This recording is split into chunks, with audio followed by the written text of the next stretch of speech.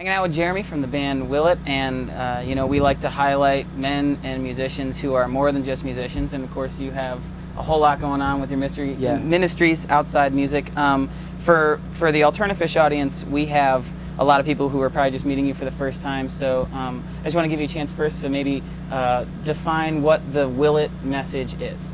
Yeah, that's great. Me and my brother started this band about 5 years ago. Cool. And so my brother Justin plays guitar, my brother Jordan plays bass, and we travel all over the world now playing music, but more importantly than that, really every single show we share our hearts for the poor, and that really started in 2007 and now has more than just speaking about the poor, has really become part of our life now. Wow. And really with Food for the Hungry, that's how you guys kind of became more than musicians. How did that whole process come along? Yeah, we got started, like I said, 5 years ago, and when we started, we wanted to just go out and just like any artist, get signed to a label, you know, have a big radio hit, all that stuff. And it's just like dreams as an artist, as a songwriter. But in 2007, that was the first year that we went to Ethiopia with Food for the Hungry. And while we were there, we got to sit down with children that we kind of passed by as we walked the streets. They were sleeping on a sidewalk. And when I realized, like after spending a couple of days there, I realized that, you know, we now have a responsibility, not only as a band, but even as just Christians.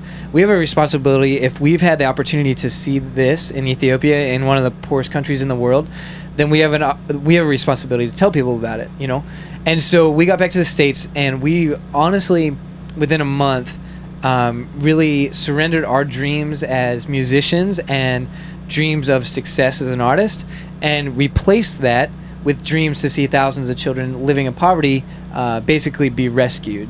And so we dedicated basically our entire band, our music, our tour schedule to speaking on behalf of Food for the Hungry. And so we love to write songs. We just put our 5th record, just came out. So we love putting out records, and like we love touring. Like a live festival is one of our favorite festivals, man. Like we love coming out and meeting the people. But at the same time, like we love Jesus a whole lot more than that. Yep. And the more and more I read about Jesus, like the more and more I find out about this God that was in love with the kind of people that we had the opportunity to spend time with. And so that's why, you know, we do sell our records. We do sell T-shirts just like any other band, but that money is really used to send us into communities of people that are really in the most forgotten places in the world. Right. Now we, I'm definitely gonna let people hear the song "Shelter." Yeah. What is the background of that song? Okay, basically, we had been in Ethiopia for 2 years, and then we're going back, and we went back in 2009 then with a team of 10 people. And we went back to see the transformation that happened over the course of 2 or 3 year development project. And so we went back and we saw the transformation that had happened in only a couple years because of what our fan base had done by sponsoring these children. And so we thought, you know, maybe we can take that same idea, that same concept, and take it to a different country. Right. And so that's what we did. We adopted this community in Mozambique, and we were getting ready for that trip, but then we were invited to go to Haiti last August. And so I remember saying this, actually. I remember getting the invitation to go with some friends, and I said, okay, like, we will go as a band to Haiti, but I said, I promise you that we won't get involved, because we had so much going on in Africa. And so we went to Haiti. We met this group of orphan children. They broke our hearts. It was just a bunch of kids that like didn't have a mom or dad to care for them. And so I got home. I told my wife about these children. Long story short, basically within a couple weeks, she quit her job and ended up moving to Haiti. And before I got back to Maryland after that trip, I was driving to the airport, and it was like a 6-hour drive from the community that we were in. And I kept passing by basically people's houses, and it's very different than what you and I would call a house in America. Right. Their houses were made out of just tin that they would find on the road, or boards that they could, you know, kind of put up, and they would try to fill in the holes to keep them out of the weather. And I had this just idea of like, man, like this is what people are using as their shelter, but ultimately there's a God that is our shelter through the storm. And so I got home and started reading a lot of scripture. Based the song off of Micah 6:8, and finished this song, and it showed up on our new record. And so far, I think that song has been the most impactful, especially as you know, in January brought the earthquake. my wife was in the country at the time, and we were on tour in New Zealand, and we got a call about the earthquake, and they said, look, like, you know, we're not trying to scare you, but the entire country has been leveled by this earthquake. And they said, we've been trying for the past couple hours to locate your wife, and we can't find her. And they said, you just need to pray, you know. And being in New Zealand, we couldn't do a whole lot, so we just began to wait. They had a search and rescue team out for her. Couldn't find her, couldn't find the kids that she was with. But finally, on the third day, they were able to get a text message out of Haiti, and basically they had been rocked by the earthquake. There was damage to the orphanage, but they all survived, and so they were sleeping in tents. And I think especially after that, like, that happened 2 months before the record came out, knowing that I had just written this song about shelters in Haiti and all that, you know, God really showed up in a big way in protecting my wife and the kids that she was with. So, wow.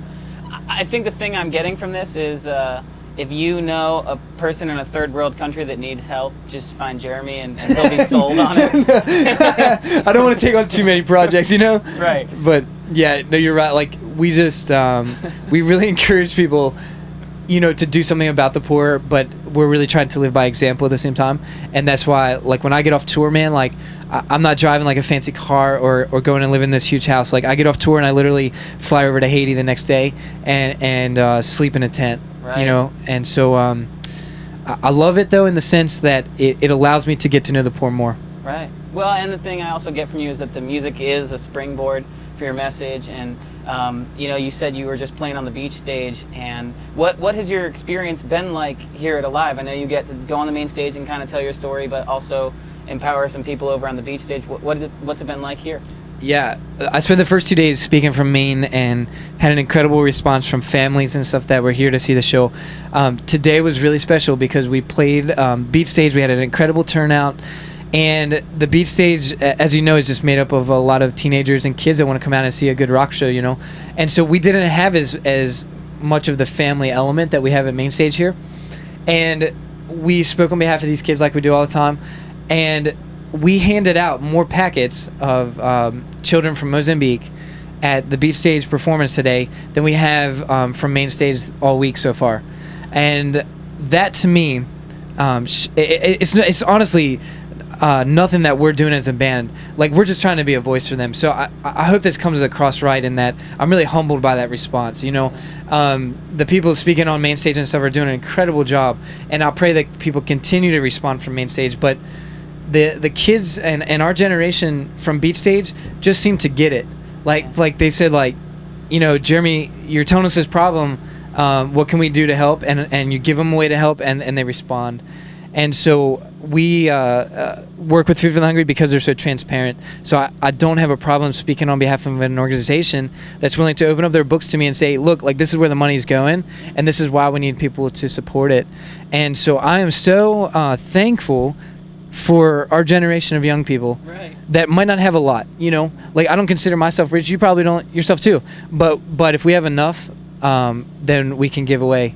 And that's what I'm seeing this generation do, and I love it. I love it. Well, I'll tell you what, I mean, we have an opportunity right now with people that are just checking out this website and checking out this video.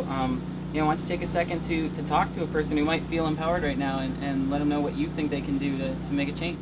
Absolutely. I think that the most important thing that we can do is build a relationship with a child living in poverty. And that to me is more than just writing a check or dropping money in an offering plate or something. Those things have their place, but this is taking it to the next step, and it's saying you can send money, yes, and the money is needed for development projects, but also you can write a letter to your child, and you can tell them, like, who you are and who your family is. You can send photos of you and your family, and you can tell them about Jesus. And I think that is obviously the most important thing when talking about helping children overseas, is that we have to be careful that we don't spend so much time caring for their physical poverty, but also their spiritual poverty. And if we neglect to tell them about Jesus, but just give them food and water, in the long run, we've only prolonged their suffering, really. But at the same token, if we were just to go into these places and tell them about Jesus and tell them about the living water, but forget to feed them and provide water that won't kill them, I don't know really how much they would listen to us, you know? And so that's why we believe in doing both. And so if you're listening to this now and you're like, man, I want to help out somehow, the best thing to do would be to go to willetonline.com, and there's a little link right there, and you can sponsor a child actually online. You can pick the country you want to sponsor from that we've worked in, Ethiopia, Haiti, or Mozambique, and then basically you get a picture of your child mailed to you within a couple weeks. Cool. And as, of course, you can check out Willet's song "Shelter" right from iTunes. I know it's on digital release. Yeah. And the new album, which is you said it's "Heart of a Lion." Teeth of a Lion, Fangs of a Lioness. Yeah, it's right from Joel chapter 1. Awesome. And of course, thank you so much, Jeremy, for taking the time, and especially for the ministry that you do. Cool. Thanks, man. Easy enough.